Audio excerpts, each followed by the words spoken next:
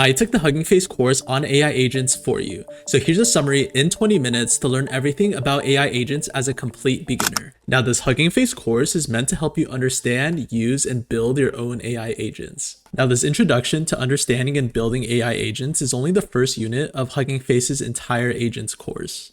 And it will help set up Hugging Face's next unit on frameworks, which releases on February 25th. So make sure to subscribe to the channel if you do want to see another video covering that section. So let's first do a quick overview on the structure of the course. So the course is made up of 3 main units. The first is a unit on agents, which is a very high-level overview of what these AI agents are and how they work.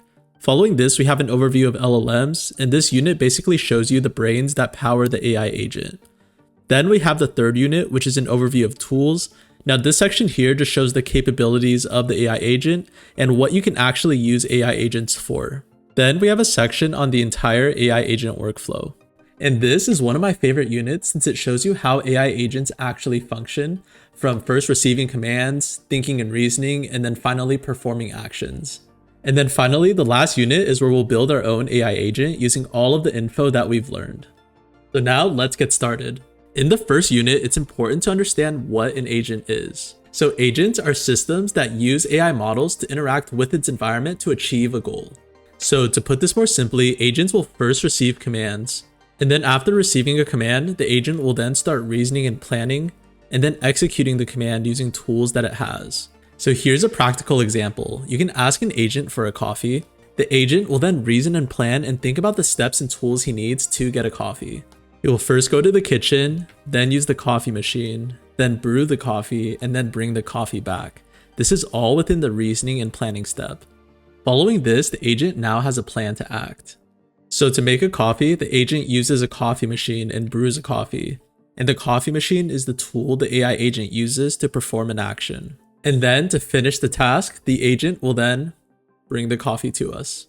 Now let's dive into the structure of an agent. You can think of an agent as being made up of 2 parts. You have the brain and then the body of an agent. The brain of the agent is an AI model, and this is where all the thinking happens. The AI model handles reasoning and planning and then decides which actions to take. Now, the most common types of AI models used in agents is large language models, or LLMs for short. So these are things you've seen before like DeepSeek, ChatGPT, and Claude. LLMs are the key component of AI agents since they provide the foundation for understanding and generating human language. And these LLM models can do a few things. They can interpret user instructions, they can define plans, they can also decide which tools to use to perform an action. Now that we've covered the brains of an AI agent, let's now go over the body. The body of an agent consists of capabilities and tools which represent everything that the agent can do. And some agents will be more powerful than others based on the capabilities and tools that it has at its disposal. So now that we know how agents are structured, how do agents actually perform tasks? Well, an agent can perform any task using tools to complete actions. For example, if you want an agent to send out an email, the tool would be Python code to complete this action. And now the agent can use this tool again whenever it needs to send out another email. Now here are some different types of actions that agents can complete. So you have virtual assistants like Siri or Alexa that can work as agents when doing actions for users inside their environment. So this includes things like sending messages or setting reminders. Companies also deploy chatbots as agents, and these interact with customers and answer customer questions. And then finally, AI agents can also make NPCs in video games a bit more dynamic and unpredictable. Let's now move on to the next section that covers an overview of LLMs. This section from Hugging Face was a bit more technical, so I try to explain all the key concepts in a more clear and concise way so that everyone can digest the content inside this unit. Now, understanding LLMs, at least at a high level, is extremely important just because of how deeply integrated they are with AI agents. Like I mentioned, LLMs serve as the central brain of the AI agent. So they interpret instructions, they maintain context in conversations, they plan actions, and ultimately they decide which tools to use. So in short, they're responsible for making the AI agent both smart and responsive. At its core, an LLM is built to both understand and create text. It uses a design called the transformer, which has a neat trick called attention that helps the model decide which parts of your input are most important. So an example of this attention is that if you type in the sentence, "The capital of France is," the model will pay special attention to the words capital in France to figure out that Paris should come next.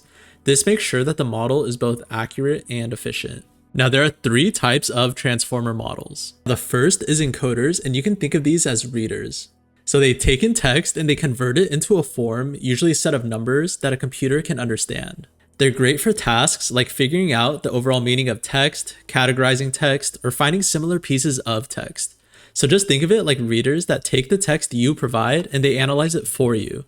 An example of this is Google's BERT. The second type of transformers are decoders, and you can think of these as the writers. They're used when you need to create new text like writing articles, generating code, or even chatting with a bot. And for most AI agents, the LLMs we use are all based on decoders. Because of this, it's important to note how they function. So they generate text one word at a time. And if we want to get a bit more technical, it's actually one token at a time, not one word at a time. So a token can be a part of the word, it can also be the full word, it just depends on how the model was built. So if we take a look here, we can see that tokens are different based on the model we choose. So if we type in the sentence, the product of 9 and 4 is 36, for GPT-4, we can see that each word is a token, along with a period at the end and some spaces inside the sentence. This means that whenever the LLM generates the answer, it will first generate the word the, and then the word product, and then the word of, and then it'll generate the space before the next word. So it will do this one token at a time until it reaches the answer. And if we switch models, we can see how tokens are classified differently. So for GPT-3, no spaces inside the sentence are considered tokens, only full words. So it generates one word at a time until it reaches the answer. And when generating outputs, the main purpose of these LLMs is to actually predict what the next token is going to be. So it uses everything it's seen so far and it keeps adding tokens, either words or spaces, one after the other until it reaches a special marker called the end of sequence token, which tells the LLM to stop generating text. So in our example here, let's assume that we inputted the question to the LLM, what is 9 times 4? The answer that the LLM should provide is the product of 9 and 4 is 36. Now, the way the LLM generates this answer is first by analyzing our input and predicting that the first token of the answer should be the word the, following general grammar rules. So from here, the LLM predicts that the word after the, and it knows that we're looking for 9 times 4, so it uses the word product. Then after generating the word product, it predicts the next word. So based on what we currently have, we have the product, and it assumes the next word is of, because we need the product of two numbers. And this goes on and on and on until you reach the end of sequence token, which tells the LLM to stop generating text. So LLMs will keep predicting the next word based on everything it's generated before. So just know that decoders basically provide an output by building it one word at a time. This is the basis on how LLM models work, and this is also the reason why if you go to ChatGPT or DeepSeek and have it generate an answer, you can actually see it building the answer one word at a time, rather than just spitting out 10 paragraphs for you instantaneously. And if you're curious, LLM models are actually trained through a very similar method. So during training, these LLM models take massive amounts of text and learn from them by predicting the next word in a sentence. So because of this, they don't read millions of text all at once. They read everything one word at a time, predicting the next word in a process called self-supervised learning. And because they have access to the full text, they can check their own answer immediately. And by doing this millions of times, they start to grasp the underlying structure of languages, which allows them to handle sentences and topics that they haven't seen before. And after all this pre-training, these models can be further fine-tuned to focus on either classification, text generation, or code generation. And when it comes to using LLMs for agents, you have two main options. You can run the LLM models locally on your own machine if you have the hardware for it, or you can also interact with them via cloud services or APIs, like those on the Hugging Face Hub, which is what is used throughout the course. Now that we understand both agents and LLMs at a high level, let's connect the two with messages and special tokens. You can think of messages and special tokens as part of the communication between the LLM and the agent. They act as a bridge between the agent's communication and the LLM's internal processing. So you typically interact with AI agents through chat interfaces. And here's where you send messages to the agent. So this could be instructions to do something, or if you want to ask the agent a question. So just think of messages as chunks of text that the agent sends or receives during a conversation, including what you say to the agent and what the agent responds with. But the key here is that the messages that you send need to be structured so that the LLM can understand these messages. And this is where special tokens are used. These are kind of like signposts for the model. It tells the LLM model where the message starts and ends, and even separate parts of the conversation. So these markers are used so that the AI knows where your instructions end and where the response to your prompt begins, so that nothing gets mixed up. So basically, messages are what you send and receive to the agent, and special tokens are what keeps messages neat and understandable for the LLM. All of this just makes sure that AI agents can follow and understand our conversations. Now, in this next module, we'll go over tools, which are things that AI agents use to take action. So even though agents have a brain with LLMs that can generate and understand text, they need hands to actually perform actions, and this is where tools come in. In simple terms, tools are resources or functionalities that allow an agent to interact with the world. So if you tell an agent to send a message or look something up, it'll use the appropriate tool to perform this action. Tools can be anything from a search engine to a calculator to even running custom code. And these tools perform specific actions like executing code, retrieving data, or interacting with other software. And you can basically create a tool for any use case. So without tools, agents would just be very good talkers but not doers. But with tools, agents can actually take action and interact with the environment, making them far more useful. Now, one important distinction here is that even though tools give agents the power to do things, they still work alongside the LLM, which ultimately chooses which tool to use and when to use tools. So all of this still goes back to our analogy where the LLM is the brain, right? So the LLM still chooses when to use tools and how to use tools, and the tools themselves are the body or the hands, so they're capable of performing actions, but the LLM ultimately decides when to use it and how to use it. And this combination is what makes AI agents so practical in real-world applications. For example, imagine we gave our AI agent a tool that can check the weather online. We can just call this a web search tool. Now, when you ask the agent, what's the weather like in Paris? The LLM, which is the brain of our agent, recognizes that this question is a perfect chance to use our weather tool. It then creates a simple set of instructions telling the agent to go and look up the weather. The agent then follows these instructions from the LLM and uses the weather tool to get the current weather data, and then it sends that information back to the LLM. So finally, the LLM uses this new information to craft a clear response back to you. So in simpler terms, when you chat with an agent, it understands your message, it then uses the right tool to get more info, and then it adds that new info back into the conversation before replying. And this is how AI agents combine knowledge with external tools to make sure that you get the best answer possible. And we give tools to an LLM by using a system prompt that has text descriptions of all the available tools in the model. In these text descriptions, you have to be precise about what the tool does and what exact inputs the tool needs. And agents are basically set up with a list of available tools, and each tool comes with a very detailed description of what it does and how to call it. So if you're curious about how to use a calculator tool, this is what the Python implementation looks like. We can see that the tool is called calculator, it requires two integers, and it returns the product of integer A and integer B. And then this is what the text string looks like that describes our tool for the LLM to understand. So now the LLM will recognize this calculator tool and will now know what it needs as inputs and what to expect from the output. Now our next unit here is understanding the complete AI agent workflow. This is a cycle known as thought, action, observation. So you can think of thought as the LLM brain of the agent that decides what the next step should be. The action is what the agent does by calling tools, and the observation is when the model reflects on the response from the tool. And these three components work together in a continuous loop. Let's now go through this workflow with an actual example so that you understand it better. So in this example, let's assume we have a weather agent and we can ask the agent what the weather in New York is today. The agent will then answer this by using a weather API tool. So inside the workflow, the agent first goes through thought. They internally reason and see that the user needs weather for New York. Then they recognize that they have access to a tool that fetches weather data. They then realize that they need to call the weather API to get up-to-date details. From here, we can move on to action. So based on this internal reasoning, the agent then produces a command that calls on the weather API tool. The agent now knows the tool to call and which parameters to pass, which is the location of New York. Now we move on to observations in the workflow. The agent recognizes that the raw weather data from the API has the weather in New York.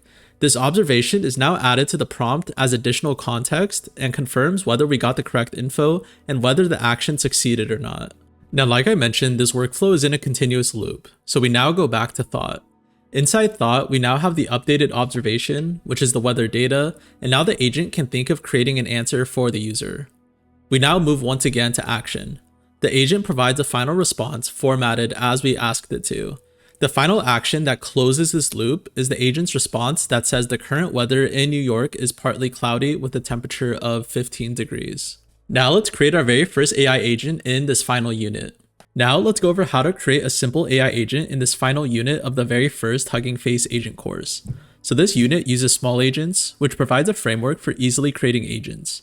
It removes a lot of the complexity involved with building an agent so that beginners can create complex agents for tons of different use cases. And the way small agents works is by performing actions through code blocks and observing results by executing the code. To start, we can first duplicate the space that Hugging Face provides. Now this space here is essentially just a template for agents that the course provides so that you can start generating agents easily. So to start, we can just go ahead and click onto this link, which is huggingface.co/spaces/agentscourse/first-agent-template. Once you're inside this URL, all you need to do is click over into this right-hand section and click duplicate the space. And then from here, you can change the name to whatever you want and then click duplicate space right here. Now inside this Hugging Face space, we can begin working on our agent. Since this is a template, almost everything is already set up. All we need to do is edit one file called app.py, and this is where we can add tools and functionalities to our agent. So to head over, all we need to do is click on Files in this top right-hand section, and then click the file name app.py. Now this section is a lot easier to understand with a very basic background in Python, but I'll walk you through this in detail as it's much easier than you think, even for complete beginners. So we can start by breaking down the code here and understanding what we should edit. So the file begins with very simple but necessary library imports, which we can see right here. So this just imports a few libraries, which are basically toolkits. So these include the options to either, for example, search webs, create classes and functions, and some other functionalities as well. So just think of all these import statements as gathering all your ingredients before you start cooking. And just as a side note, if you're ever confused on what any specific line inside this code is doing, for example, what this import statement is actually importing, you can simply copy and paste it into any AI chatbot such as Claude, ChatGPT, or DeepSeek, and they'll easily explain any of these import statements for you. Now, below the import statements, let's now go over the tools section, highlighted here. So inside this tools section, it shows two tool examples of our agent. The first tool is a non-working dummy, highlighted here. So inside this first tool, you can essentially modify it to make something useful, but right now it just has blank arguments, so it doesn't do anything. Next, below this, we have a working tool, as shown by the get current time in time zone. So this, like the name suggests, gets the current time somewhere in the world. So going through this line by line, let's first explain everything that we see. So we can see that it first takes a string as an input, and then from here, the time zone in this case, it returns a string, which is either the local time or an error message. And then below this, we have a docstring, which is shown with 3 quotation marks. So this docstring explains what the function does and describes the arguments. So tools in small agents expect each function to have this documentation so that anyone modifying or using your tool understands the purpose and how to use it. So in our case here, we know the arguments, and then we also know what the tool does. It fetches the current local time in a very specified time zone. Then below the docstring, we have the code itself right here. So inside the code itself, we can see that the function uses the pytz library to create a time zone object, and it then gets the current time in the time zone using this function here and formats it to look nice. And if something does go wrong, like an invalid time zone, it catches the error and returns an appropriate message. And then below the code, we can see that the agent is using the Qwen 2.5 coder LLM model. So this is acting as the brain and we're accessing it via API. Now the Hugging Face course will go into more in-depth examples when they cover frameworks in the second unit of the course, but for now, they just recommend familiarizing yourself with the basic code showed inside this template. Now you can even experiment by adding new tools to the list of tools inside this agent. So by adding new tools, it will give your agent new capabilities. Right now we only have these 2, and you can also just get creative by updating this example dummy tool to perform different types of actions as well. But like I mentioned, this is only the introductory portion of the AI agents course, so when the framework section comes out, you'll have the ability to begin creating and integrating more complex agents. But for now, this basic understanding will be helpful to prep you for the next section. And like with everything, AI is extremely helpful in helping you understand how the tools are working here and how to generate new tools as well. This makes all of this accessible to everyone, even if you have zero technical knowledge. So what I would do is just familiarize yourself with this entire template section here and just run every single line through an AI model if you're confused on what anything does. And from here, you'll be able to understand how to integrate basic tools inside this agent, how to get it working and functioning properly. Like I mentioned, this is only the first part of the entire Hugging Face Agent course, so make sure to subscribe if you want to see more content as more of the course releases. The next unit will cover frameworks to help you become an expert at using and building AI agents. And if you're interested in building apps and agents completely with AI as a beginner, then make sure to check out our website at aicodepathways.com, where we cover everything AI building related.